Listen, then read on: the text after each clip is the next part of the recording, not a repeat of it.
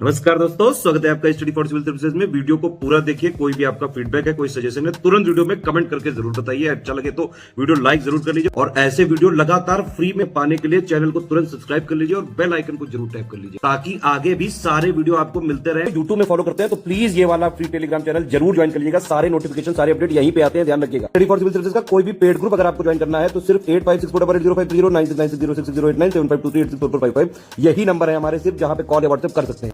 Instagram पे हमारा page जरूर फॉलो कर लीजिएगा, study for civil dot services है। ट्विटर पे हमको जरूर फॉलो कर लीजिएगा, @study for civils है। सारे क्वेश्चन अटेम्प्ट करिए और स्कोर अपना तुरंत कमेंट करके बताइए। आप सभी का स्वागत है स्टडी फॉर एग्जाम्स में। दोस्तों, आज से हम लोग सामान्य हिंदी की एक सीरीज शुरू कर रहे हैं जिसमें हम लोग टोटल 1000 प्रश्न जो है वो देखेंगे और यह इसका पहला वीडियो है। इसमें जो सभी प्रश्न रहेंगे वो आपके हिंदी व्याकरण के रहेंगे, हिंदी साहित्य के रहेंगे और पत्र लेखन से यह प्रश्न रहेंगे। कुछ इंपॉर्टेंट टॉपिक है उनको हम लोग डिस्कस कर लेते हैं। ये सभी टॉपिक जो है इस सीरीज में आपको मिलेंगे, जिसमें आपको लेखक और उनकी कृतियाँ देखने को मिलेंगे। हिंदी साहित्य का पूरा इतिहास आप लोग देखेंगे, शब्द और वाक्य शुद्धि देखेंगे, संज्ञा, सर्वनाम, विशेषण, क्रिया, अव्यय, पर्यायवाची और विलोम शब्द जो है इस सीरीज में देखने को मिलेंगे आप लोगों को। अनेकार्थी, समश्रुत, भिन्नार्थक शब्द, लिंग, वचन, काल और कारक देखेंगे। वाक्य के प्रकार, वाच्य और चिन्ह इस सीरीज में आपको देखने को मिलेगा। इसमें वर्णमाला के भी पूरे प्रश्न आपको देखने को मिलेंगे। शब्द के प्रकार, उपसर्ग, प्रत्यय, समास, संधि, तद्भव, तत्सम, छंद और गद्यांश की भी आप लोगों को प्रैक्टिस कराई जाएगी इस सीरीज के माध्यम से। मुहावरा और लोकोक्तियों से प्रश्न इस सीरीज में रखा गया है। वाक्यांश के लिए एक शब्द भी आपको देखने को मिले इस सीरीज में, और साथ ही कुछ परीक्षाओं में इंग्लिश के वर्ड दिए जाते हैं और उसमें आपको हिंदी में अनुवाद पूछा जाता है, उसकी भी यहाँ पे प्रैक्टिस कराई जाएगी। और यह जो सीरीज है ये आपके UP video, UP PCL, junior assistant, UP TET, SSC GD सहित जहाँ भी हिंदी पूछी जाती है उन सभी के लिए अब काफ़ी उपयोगी साबित होगी। तो आप लोग इस वीडियो पर अपना समर्थन जरूर दीजिएगा, लोगों को शेयर भी करिएगा। वीडियो शुरू करने से पहले आपको बताना चाहता हूँ हमारे कई पेड ग्रुप चलते हैं, जैसे UPPSC, RO, BO, UPPCS prelims सहित हमारे कई पेड ग्रुप चल रहे हैं। अगर आप इन पेड ग्रुप से जुड़ना चाहते हैं तो दिए गए नंबर पर कॉल कर जानकारी प्राप्त कर सकते हैं। तो दोस्तों, देखते हैं हम लोग पहला प्रश्न। प्रेमचंद को उपन्यास सम्राट किसने कहा था? जयशंकर प्रसाद, हजारी प्रसाद द्विवेदी, सूर्यकांत त्रिपाठी निराला या शरदचंद्र चट्टोपाध्याय? तो इसका जो सही आंसर है ऑप्शन डी, शरदचंद्र चट्टोपाध्याय ने प्रेमचंद को उपन्यास सम्राट कहा था। शरदचंद्र एक बंगाल के प्रसिद्ध उपन्यासकार थे और इन्होंने देवदास नामक उपन्यास लिखा था जिस पर बॉलीवुड में फिल्म भी बनाई गई है। सबसे पहला जो प्रश्न पूछा जाता है आपकी परीक्षा में कि उपन्यास सम्राट किसे कहा जाता है, तो वह उत्तर आपका हो जाएगा, आपका प्रेमचंद हो जाएगा। अगर प्रश्न थोड़ा और डीप में आएगा तो इन्हें उपन्यास सम्राट किसने कहा था, आपका उत्तर होगा शरदचंद्र चट्टोपाध्याय ने प्रेमचंद को उपन्यास सम्राट कहा था। प्रेमचंद ने कई उपन्यास लिखा है जिनमें आपका सेवा सदन है, सेवा सदन, रंगभूमि, निर्मला, गबन, गोदान, ये सभी जो उपन्यास है वह प्रेमचंद जी ने लिखा है। आते हैं अगला प्रश्न लोग।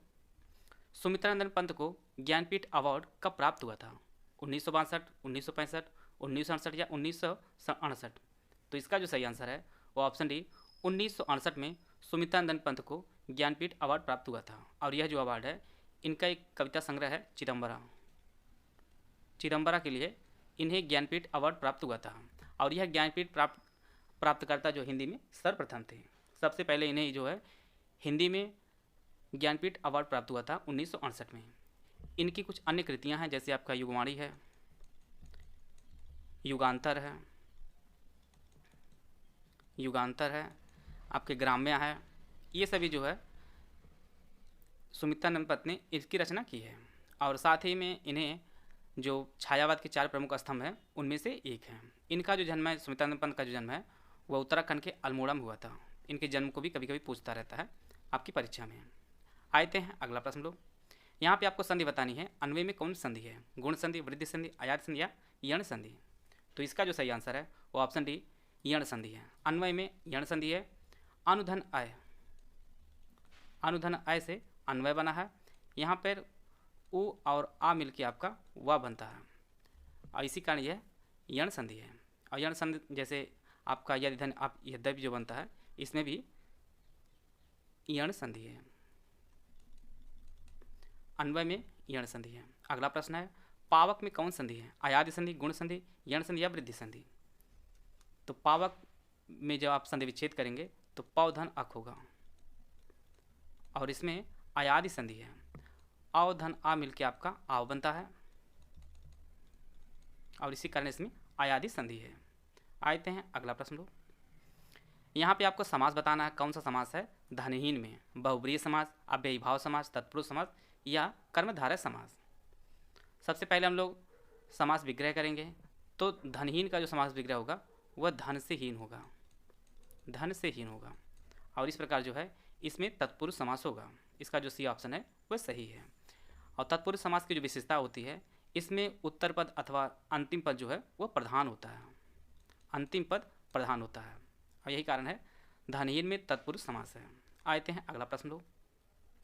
यहाँ पर 4 शब्द दिया गया, इसमें आपको बताना है कौन जातिवाचक संज्ञा है, हिमालय, लड़का, गंगा या सीता। तो इसका जो सही आंसर है वो ऑप्शन बी, लड़का जो है यह एक जातिवाचक संज्ञा है। जिस संज्ञा से किसी प्राणी या वस्तु की समस्त जाति का बोध होता है उसे जातिवाचक संज्ञा कहते हैं। जैसे आपका लड़का हुआ, फूल हुआ, वृक्ष हुआ, मनुष्य हुआ, ये सभी जो है सभी जातिवाचक संज्ञा हैं। हिंदी शब्दकोश में छ का क्रम किस वर्ण के बाद आता है, च, स्र, त्र या क? तो इसका जो सही आंसर है वो ऑप्शन डी, क के बाद छ का क्रम आता है।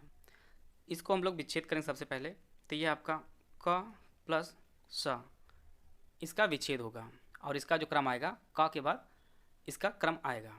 कई परीक्षाओं में इसका विच्छेद भी पूछा गया है, और जैसा कि आप लोग जानते हैं यह एक संयुक्त व्यंजन है, छ एक संयुक्त व्यंजन है, और संयुक्त व्यंजन की जो संख्या आपकी है हिंदी वर्णमाला में वो कुल 4 हैं। आते हैं अगला प्रश्न लो। यहाँ पे 4 शब्द दिया गया, इसमें आपको बताना है कौन एक अनेकार्थक शब्द है, साहस, पुस्तक, अंबर या बालक। तो इसका जो सही आंसर है वो ऑप्शन सी, अंबर जो शब्द है यह एक अनेकार्थक शब्द है। अंबर का मतलब कपड़ा भी होता है, इसका मतलब आकाश भी होता है, अंबर का मतलब कपास भी होता है, और अंबर का मतलब अभ्रक भी होता है। तो अंबर एक जो शब्द है यह एक अनेकार्थक शब्द है। आते हैं अगला प्रश्न लो। आपको बताना है कि हिंदी में कुल कितने अर्धस्वर हैं, हिंदी वर्णमाला में कुल कितने अर्धस्वर हैं, 1, 2, 3 या 4? तो इसका जो सही आंसर है वो ऑप्शन बी, हिंदी वर्णमाला में कुल 2 अर्धस्वर हैं, वो आपका एक या है और दूसरा वह है। यह सही फैक्ट आप लोग नोट करते चलिएगा, क्योंकि परीक्षा में सिर्फ आपको डेटा पूछा जा सकता है कि कितनी संख्या में है, 1, 2, इस प्रकार से प्रश्न थोड़ा सा कठिन बनाया सकता है। तो हिंदी वर्णमाला में 2 अर्धस्वर हैं, एक या है और दूसरा वह है। आते हैं अगला प्रश्न लोग। यहाँ पे 4 शब्द दिया गया, इसमें आपको बताना है कौन सा तत्सम शब्द है, अमृत, माता, काठ या आंवला। तो इसका जो सही आंसर है, अमृत जो शब्द है यह एक तत्सम शब्द है, बाकी माता, काठ और आंवला ये सभी तद्भव शब्द हैं।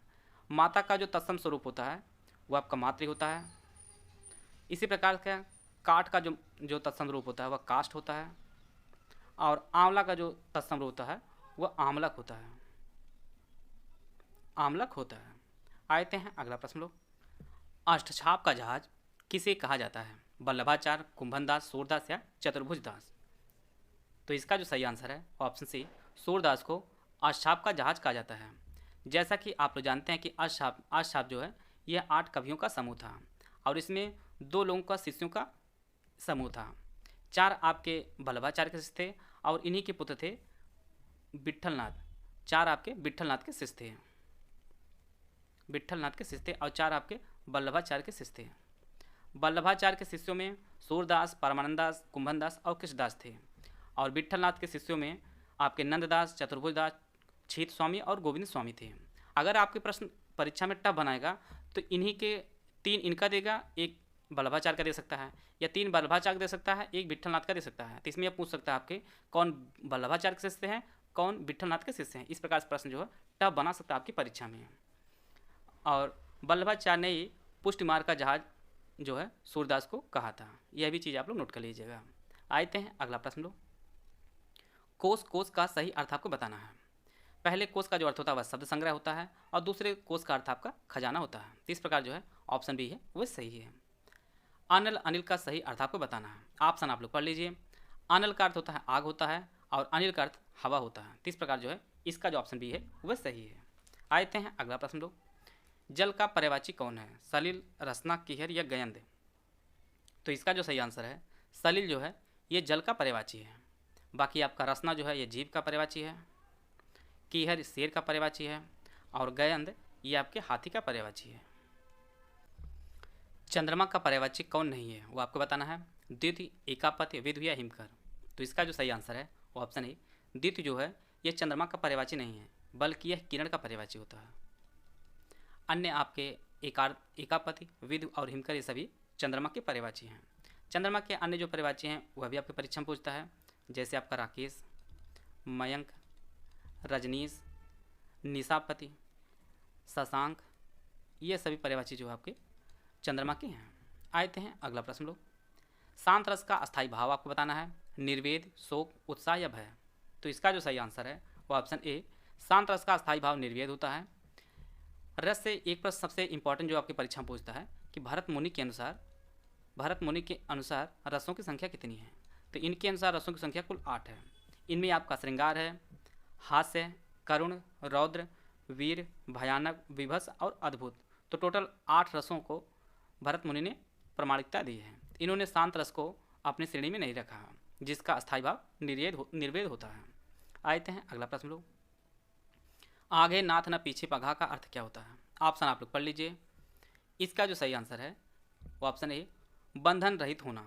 आगे नाथ न पीछे पघा का अर्थ होता है। इसका जो ऑप्शन ए है वह सही है। आते हैं अगला प्रश्न लोग। अंगुली का नग होने का क्या अर्थ होता है। अनुभवी होना, छिपा हुआ, बहुत प्रिय, अनुरूप जोड़ा। तो इसका जो सही आंसर है वो ऑप्शन डी, अनुरूप जोड़ा होना। अंगुली का नग होने का जो अर्थ होता है वह अनुरूप जोड़ा होना होता है। इसका जो ऑप्शन डी है वह सही है। आते हैं अगला प्रश्न। यह कौन सा चिन्ह है, योजक, अल्प विराम, हंसपद या अर्धविराम।